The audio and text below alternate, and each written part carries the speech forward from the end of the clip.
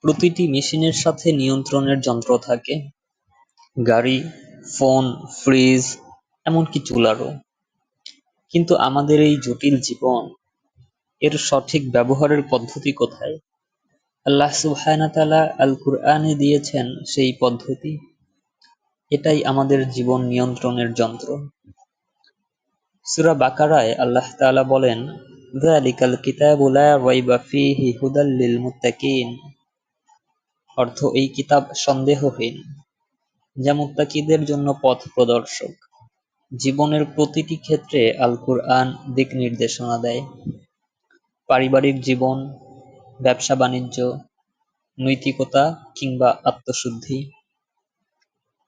আল কুরআনের মূল নির্দেশনা হচ্ছে আল্লাহ ছাড়া আর কাউকে উপাসনা না করা। নামাজ কায়েম করো, এটি কুরুচিপূর্ণ কাজ থেকে বিরত রাখে।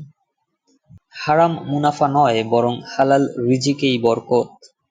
ভালো আচরণ ও ক্ষমাশীলতা দিয়ে সমাজ গড়ে তোলো। আজকের প্রতিটি কাজকর্মের হিসাব হবে কিয়ামতের দিন। যদি কেউ নিয়ম না জেনে গাড়ি চালায়, তাহলে দুর্ঘটনা অনিবার্য। ঠিক তেমনই কুরআন ছাড়া জীবন মানে দিক হারানো এক যাত্রা। আল্লাহ তাআলা বলেন, যে আমার কুরআন থেকে মুখ ফিরিয়ে নেয় তার জীবন সংকীর্ণ হয়ে পড়ে। কুরআন জীবনের মোড় ঘুরিয়ে দেয়। কখনো একজন চোর থেকে একজন আলেম বানিয়ে দেয়। আল কুরআন মানুষের জীবনের মোড় ঘুরিয়ে দেয়। কখনো একজন চোরকে একজন আলেম বানিয়ে দেয়। আমরা আজ যা খুঁজি, শান্তি, সফলতা, অর্থ, সম্মান, সবকিছুর চাবিকাঠি আল কুরআন। এটাই আমাদের বাস্তব জীবনের ম্যানুয়াল।